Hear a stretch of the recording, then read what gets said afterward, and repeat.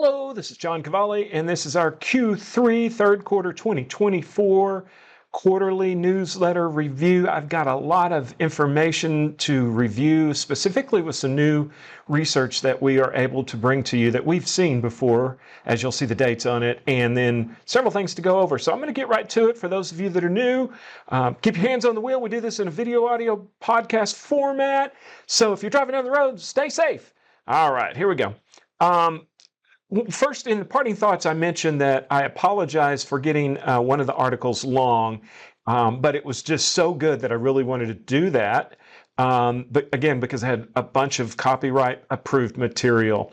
All right, those of you that are in listen-only mode, I am double announcing the Arboretum. We did this 7 years, almost 8 years ago now, and Mother Nature was not our friend. It was 70 degrees and it turned into the 30s, literally in the day. So we're going to try during the day.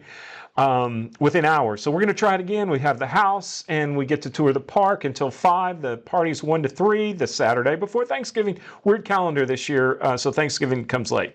All right, let's get to, I'm going to skip by this and come back to it, which is the actual posting of the newsletter in the blog. Those of you that are in listen-only mode, I am scrolling down. Okay, so what I'm going to talk about here is the financial planning. Once again, never mind our beneficiary RMDs. We do not have to take a required minimum distribution. I believe this is the 4th year in a row that we've been waived on that. Long story short, I had mentioned that in the Q1 newsletter, and then they announced it the most recent quarter. So biting my tongue, and I'm not going to say anything about it in the future. We do still have to have, these are 2020 and newer required minimum distribution for beneficiary IRAs. They still must be emptied in 10 years.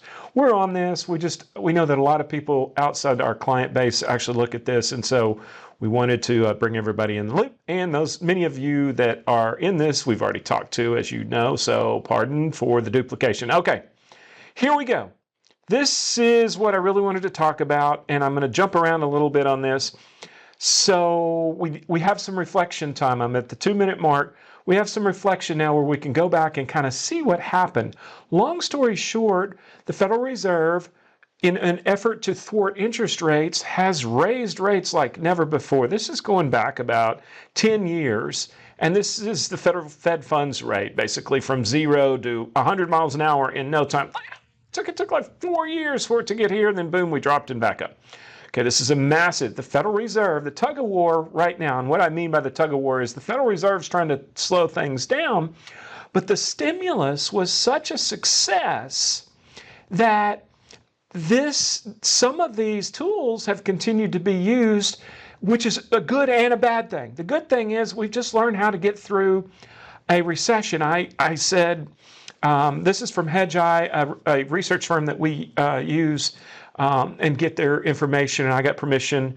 Thank you, Danny, to allow me to do this. And it's copyright protected, and certainly in the newsletter it's sourced, and it will be here as well. But what I want to draw your attention to is here's spending. Here's the government spending in normal time. This is the Great Recession, 7, 8, and 9. Generally, it starts drying up. Here's what happened. We had a bunch of government spending through the stimulus, and I'm going to ask you to just ignore this. This was for another thing. But what has happened is it's re-accelerated and looks to re-accelerate again, which is unique but puzzling because the Federal Reserve is over here tugging, trying to go back. The Federal Reserve is raising rates and saying, okay, slow down, economy.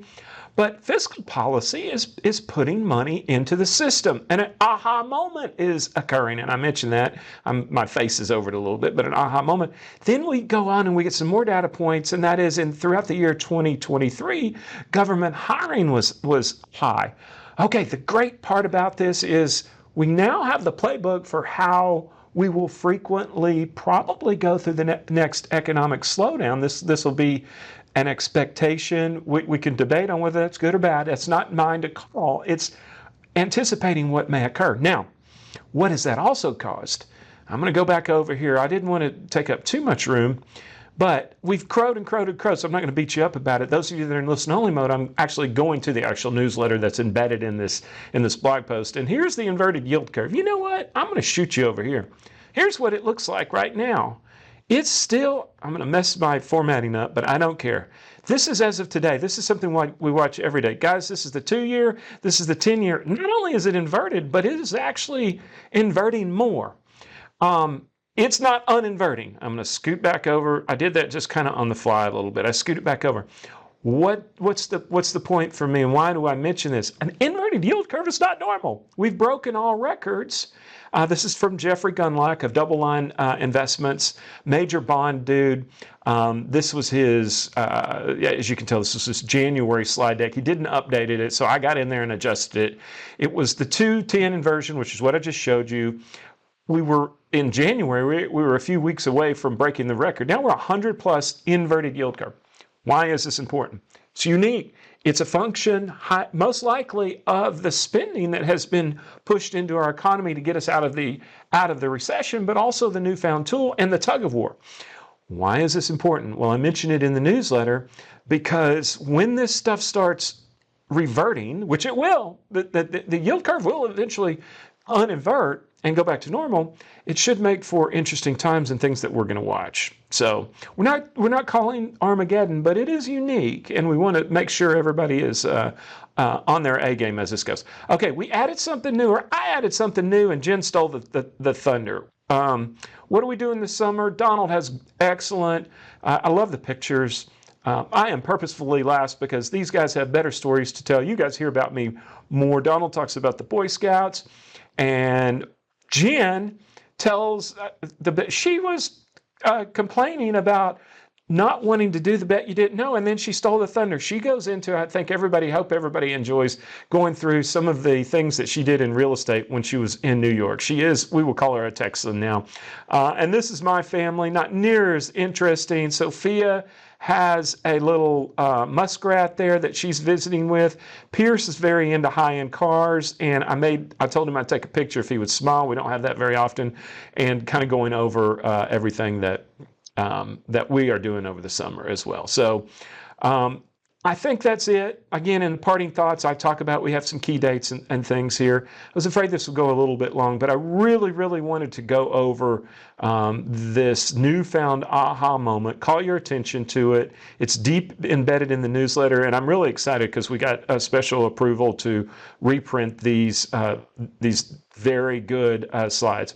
Okay, that's it. Those of you that in listen-only mode, I'm going back to the top. I'm going to call it quits now. We talked about the inverted yield curve, the economic situation. Bet you didn't know. Thank you for your time, and we appreciate, we all appreciate everything. There were a bunch of items that ended up on the cutting room floor because of the tug of war, and so we hope that you enjoy it. Thank you. Talk to you soon.